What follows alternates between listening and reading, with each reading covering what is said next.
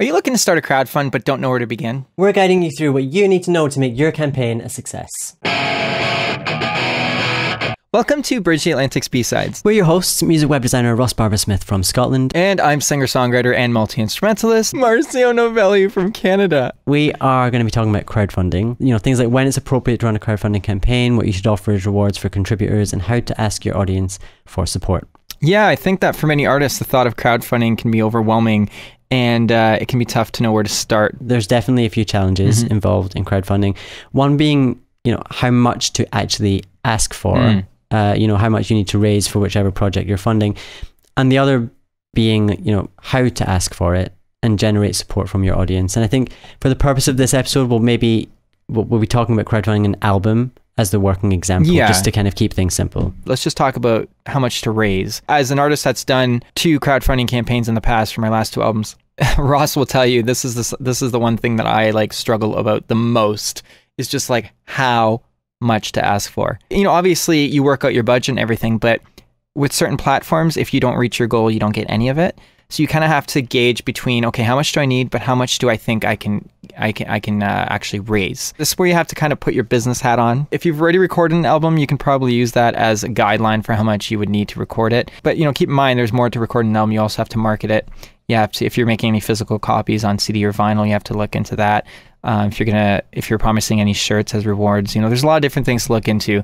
Yeah. So, if you haven't recorded an album before or run a crowdfunding campaign before, maybe reach out to other musicians that that have done, or call around studios and merch companies and all those different people to get to try and get as many accurate costs in advance as possible. Because I guess one of the worst things would be to crowdfund for an amount that's not enough. You've hit 100% of the goal that you set, but it's actually not enough. Because then, you have to either refund those people or do another crowdfunding campaign. So it's definitely important before you do anything, plan ahead and know how much you need to make that project happen, so that you know what those initial targets are going to be and you can set them appropriately. Our friend Ariel Hyatt joined us to talk about crowdfunding a while ago. She made a really good point about thinking about how much you can raise from people you already know. I think we've spoken about crowdfunding with a few different people, and a point that a few of them have made is that crowdfunding itself doesn't give you an audience. Yeah. It's very much dependent on the audience that you already have. And I think this was echoed by Amanda Palmer when we spoke with her recently as well. It's all about being realistic with the audience that you already have and thinking about how much you can expect them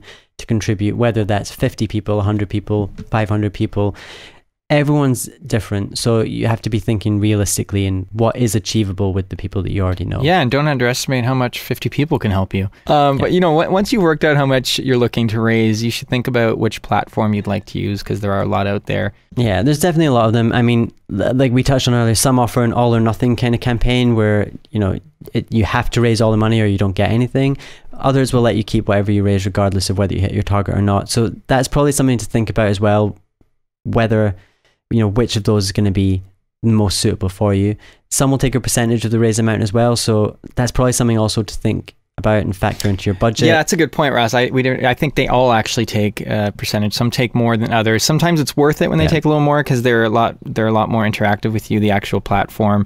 I've used 2 in the past, and one was kind of an all for nothing thing. What I mean, if you don't reach your goal, you just don't get as much of your goal. They take a higher percentage. Right. Another one I've done was it's not an all for nothing. It really just depends on what you like. For me, the reason I didn't do an all for nothing the latest time, it's not because I didn't think we could reach our target. In fact, we had a 2-month campaign. We hit our target in 3 days, which blew my mind. 100% 3 days.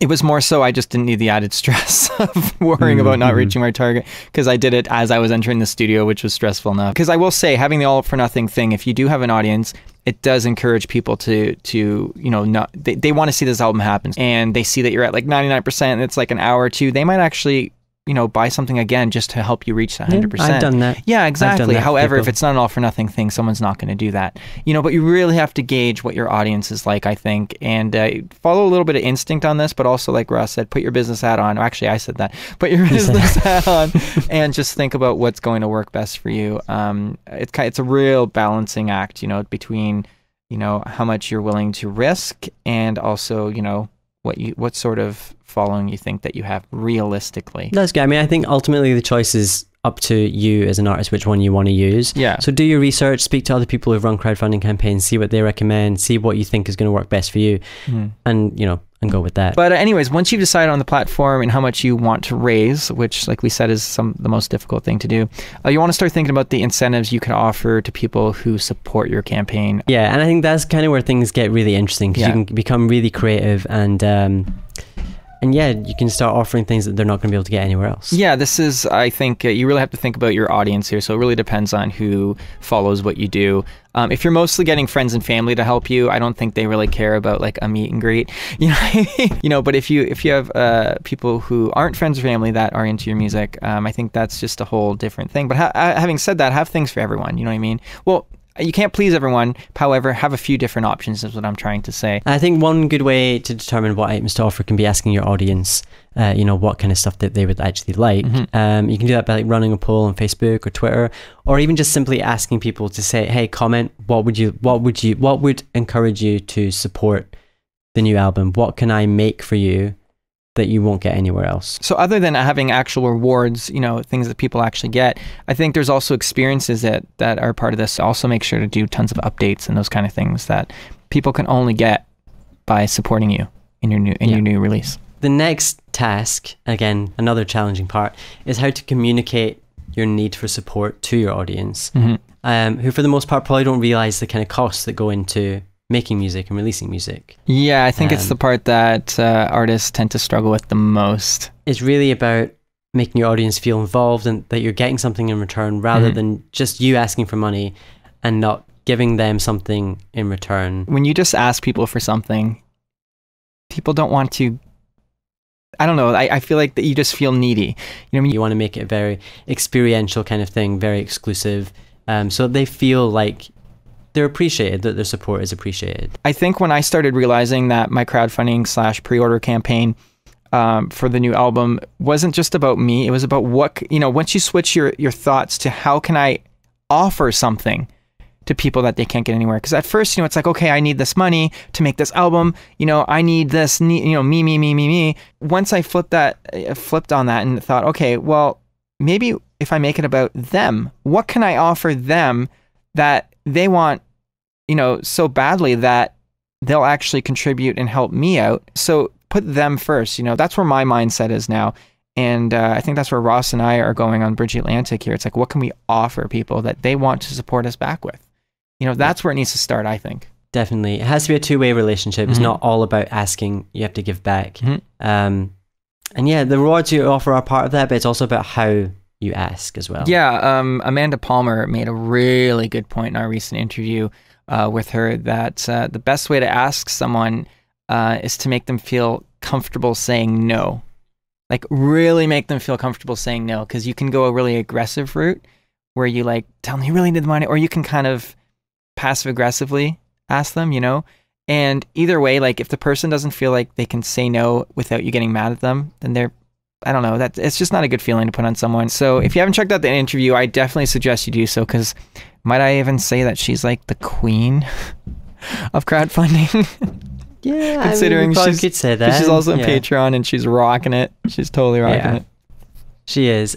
She was the first artist to raise $1 million on Kickstarter, so she definitely knows how to do a successful campaign. Definitely keep things personal, keep things real. Especially, if you're wanting to build a relationship with your audience, and that's really the way things are going. And I think the final thing we should say about crowdfunding is make sure you fulfill your crowdfund. So, the best way to completely lose your entire audience is to do a crowdfund and then disappear for, that's it. And don't give them the album that they deserve.